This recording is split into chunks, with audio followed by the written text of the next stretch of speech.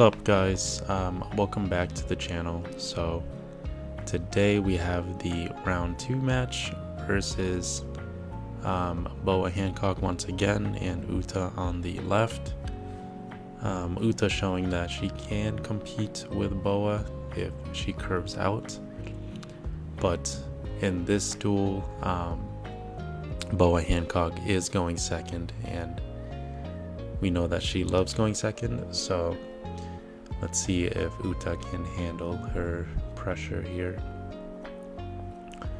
But pretty standard first couple turns here. Uta just dropping the Usopp down, swinging in 5 at lead, and then Boa answering with a 6k swing that connects, and using the Doflamingo blocker in order to rearrange the top 5 of his deck here.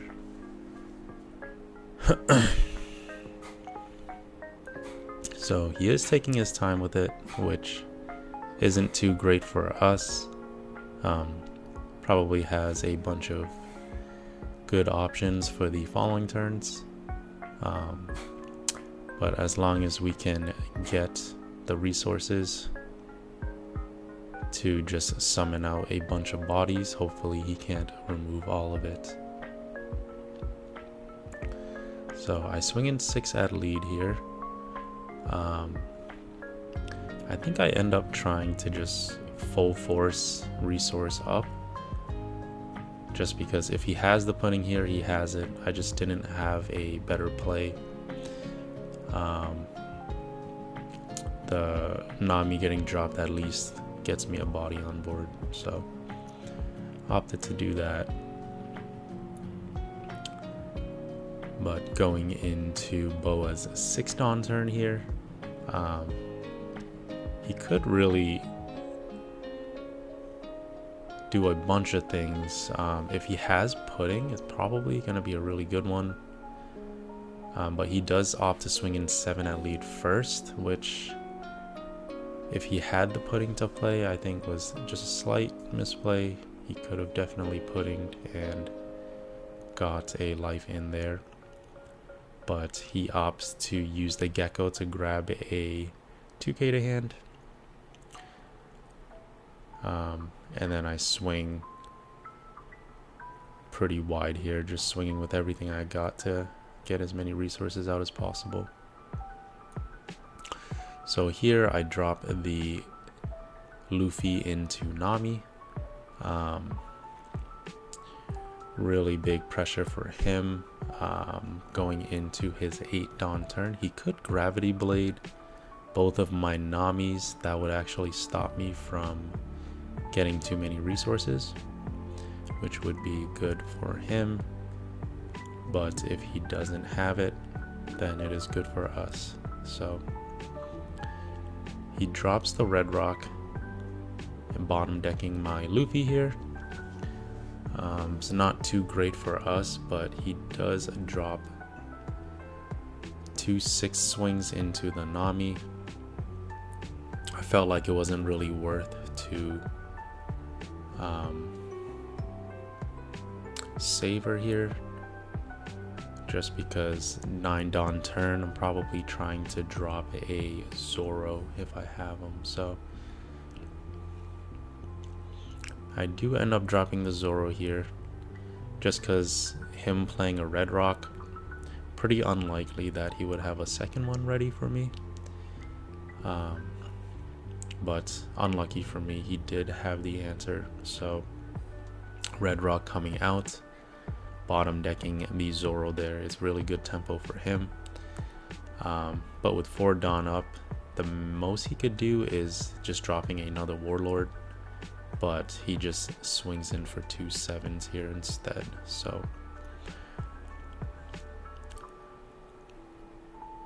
I think here I'm deciding where I want my swing to go, and I actually swing in 6 at the gecko, which eats a Dofi blocker, and then dropping another Zoro here. So I'm hoping that he doesn't have a Boa in hand, just because with the Boa, she actually stops Zoro in his tracks, not being able to swing at all. So he ends up dropping the pudding down, which makes me recycle my hand. Really big tempo play for him, just because I think I had like 8 or 9 cards in hand at the time. So ripping out 3 cards is really nice. So redrawing 5. Yeah, at this point, I know that he is getting big bodies out, so I'm gonna try to counter out as many small swings as I can here. So here, I'm not too sure what the right play is. I think I didn't have any big bodies to play out, and so I'm just trying to dig as much as I can. So Uto ability finds me a new Genesis, swinging into the Gecko Moria, grabbing the Zoro to hand, and restanding that. Dawn to play out the Nami. Unfortunately, Nami actually whiffed here. In my build, I currently play 10 non-engines actually, so I'm not too surprised that she whiffed, which is not a huge deal. I don't believe that it would change the game if she were to hit anyways. But unfortunately, I had to leave 4 Dawn up just because I didn't have anything to play out with that Dawn. So he swings in for 8 here. And then dropping the giant Kaido is bad news bears for us. So I try to get as much value as I can with the Zoro.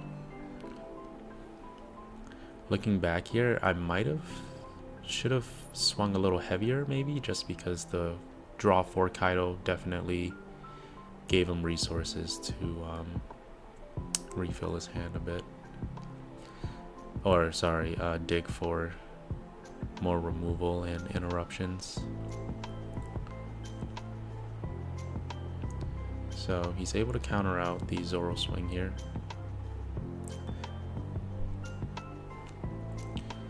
So looking here, I think the right play might have been to just swing in really heavy with the Zoro and Uta. But instead I decided to play the blocker Luffy and Sanji, just because if I did swing in heavy, I might have been able to put him at 0 and then pressure next turn with just one giant swing.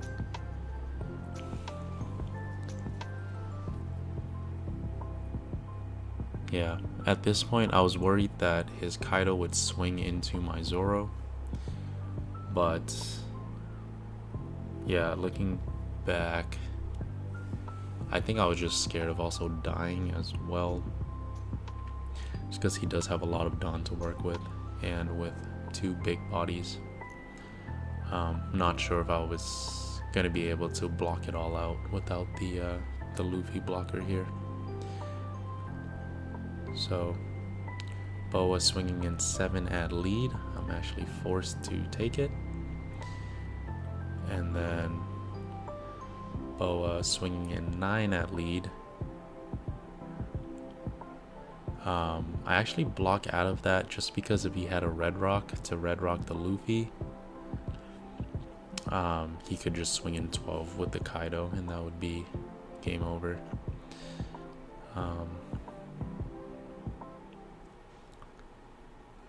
So he does swing heavy into the Zoro here, forcing me to block, and then playing down the Boa to prevent him from attacking anyways. So I think at this point my only out was I'm invincible off the top, but swinging in 9 and his leader and whiffing with the Zoro there, really bad news for us. And on top of that, he gravity blades the Sanji. Yeah, looks like I'm about to get cooked the following turn here. So yeah, it really shows how strong Boa can be if she curves out. I do really like the draw Kaido in this current format, just because the bounce Kaido, I feel like he's a more like a win more type of card. He definitely helps against like black decks, but I feel like that matchup is already, you know, doomed to begin with. But yeah, I only have one card in hand, and he has more than enough resources to, yeah, just end the game here. So hope you guys enjoyed the video. Please leave a like and subscribe to support the channel, and hope to see you guys next time. Bye.